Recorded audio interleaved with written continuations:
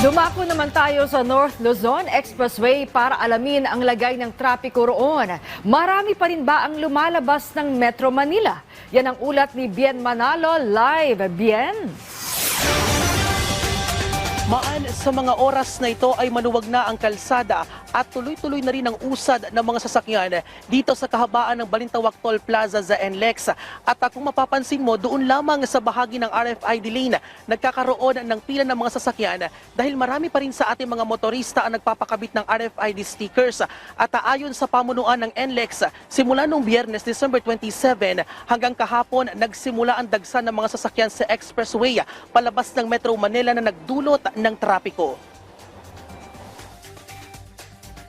Base sa monitoring ng North Luzon Expressway o NLEX, simula kaninang umaga hanggang sa mga oras na ito ay light to moderate ang sitwasyon ng trapiko sa mga kalsada sa expressway. Sa northbound lane ng Balintawak hanggang sa May Kawayan area, gayon din sa southbound lane o ang mga papasok ng Metro Manila.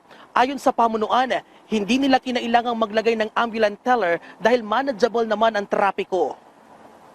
Maayos naman po yung pasok ng mga sasakyan, hindi po tayo nagkakapila ng mahaba. Okay.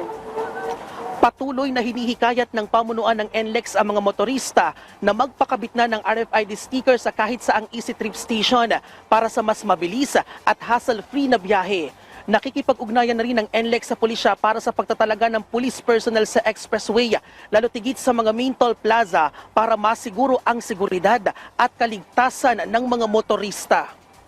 Bukod po dun sa mga mas marami nating deployment ng mga personnel, ganun din po yung ating mga emergency response teams, kagaya po ng ating tow trucks at subaybay na po dito sa kahabaan ng expressway para mas mabilis po yung pag-responde din po nila. Yan po ang ulat ni Bien Manalo mula sa North Luzon Expressway.